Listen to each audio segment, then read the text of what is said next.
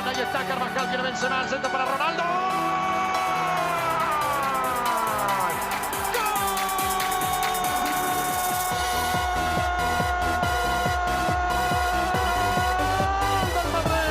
É com a 10.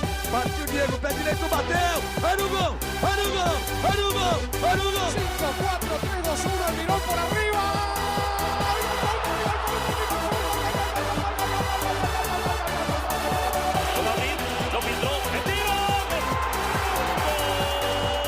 You are listening to World Cup Radio. I am your host, Mario Toscano. Thanks for joining us. Your weekly update and news on everything that has to do with football, or if you want to call it soccer, do whatever you'd like. It is a free society. I do want to let you know that if you do want to get in contact with us direct, you can do so. Now, we do have an email. It's worldcupradio@gmail.com, but, you know, it's just much easier if you just contact us direct through our Facebook fan page. Go ahead and just give us a like there as well. That really helps us out as we are just starting out. Now, for those of you who don't know, my background is in professional soccer. I was born and raised, I was born in Southern California, raised in Argentina. I had the privilege of playing for both Racing de Avellaneda and also for River Plate back a long, long time ago, 1987, 1988. So we are here in the United States and just thankful for the game, right? There's lots going on, and I can give you my point of view, both, my background, actually, my mother's from Mexico, my father's Italian, raised in Argentina.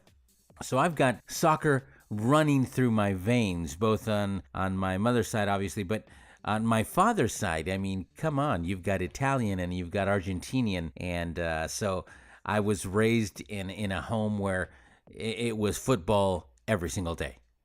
And not only just watching it, but just playing it around like lots of you guys listening. All right, so let's get to some of the important issues that we're going to be discussing here throughout our program. Our program is dedicated to everything that has to do with the World Cup.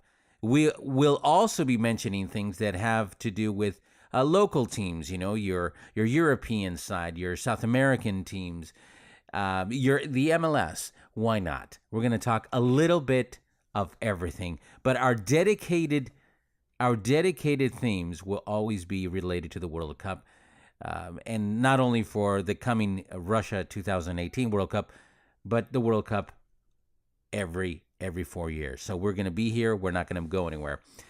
And we're going to bring you nothing but the best in interviews, nothing but the best in stories, but with a different take. You see, and because this is the first program, I'm going to take a little bit of time to explain to you my points of view. They're coming from a point of view that are less statistic related. Here in the United States, we are, we're used to both American football, baseball, hockey, golf, whatever the sport is. We are inundated with statistics, even throughout the game. If you listen to games, they're inundated with statistics. And if you know anything about football, when you hear, for example, a British game, or if you understand Spanish and you tune into any football game while the commentators are speaking, they'll throw out a couple of statistics once in a while, but it's all about the game. It's all about that moment, enjoying the passion, living that moment for what the lifestyle of football is. We're not used to, in the United States, calling any sport a lifestyle. You see, anywhere around the world, football, soccer, is a lifestyle. It's even more than a religion in some countries. You get to England, Germany, France, in Europe, or if you go to South America, Brazil, obviously, Argentina, Chile, and places like that. I mean, football, soccer plays the most important role. Let me give you an example, at least because I have lived and played in Argentina. I can tell you that for the Argentinians, oh yeah, and I forgot to mention Italy, of course, on the European side. And look, for the majority of the world, football, soccer is more than just a sport. It's a way of life. It is, in some cases, more than a religion. But in Argentina, check this out. Soccer is viewed more. It is viewed more important in that country than even politics. It is viewed as the national topic, okay? I mean, I dare to say that it's more important than religion in Argentina. Soccer has become the religion in Argentina. I mean, they worship soccer, okay? So that's just to give you a little bit of an idea. The way I'm going to attack the news here every week is that we're going to be sharing with you guys a different point of view. We will be having guests. We'll be having pro players on.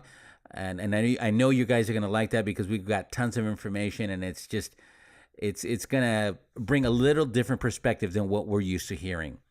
So what are we going to talk about today? Because I don't want it to be all about sharing of my background. That's not the important stuff. Important things today are just a couple of mentions. I do want to let you guys know that if you haven't heard the news, one of the teams, and I won't tell you which team it is yet, but there is a country who the fans said, if we don't go to the World Cup, then we're just going to light the stadium on fire.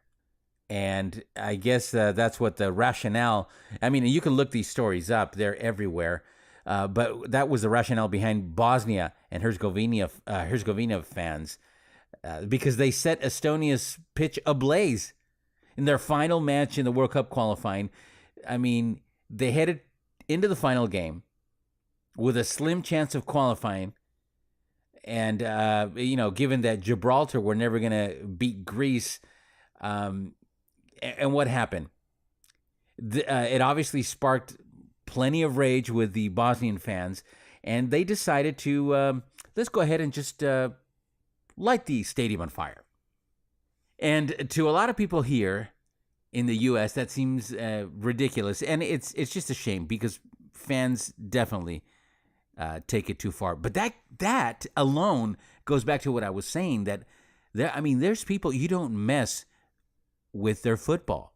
I mean, they go far beyond. I mean, back when the hooligans, back in the UK, back when they were really, really famous, this is a group of fans that when their team used to win, well, they only lit the stadium on fire. But when their team used to lose, they'd light the city or the town or the neighborhood where that stadium was at on fire. They'd loot, we're talking pirate mania. So that's just to give you the idea. All right, so let's talk about two different themes today.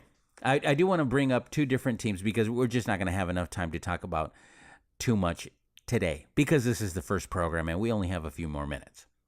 Let's talk about the United States. And I know online and on ESPN and whatever else, you want to name. I mean, people have been blaming Bruce Arena and they've been blaming the players for not pulling through.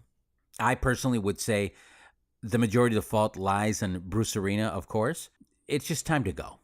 Time to go. You were a good coach within your capacity. Let me tell you what my personal opinion on why the U.S. didn't go through this time or did not pull through this time. Could they have? Absolutely. Absolutely. However, and what I'm about to say is going to be totally maybe different than what a lot of people are talking about on all the different newscasts. There's people that are blaming it on the formations that Bruce used, on the talent. Even when Klinsmann was there, a lot of people blamed Klinsmann for, the losses that they suffered because Donovan wasn't let back in the team. A lot of people were saying that there was, clashes between certain players and Donovan or Donovan and Klinsmann, etc. And it's possible because it happens a lot.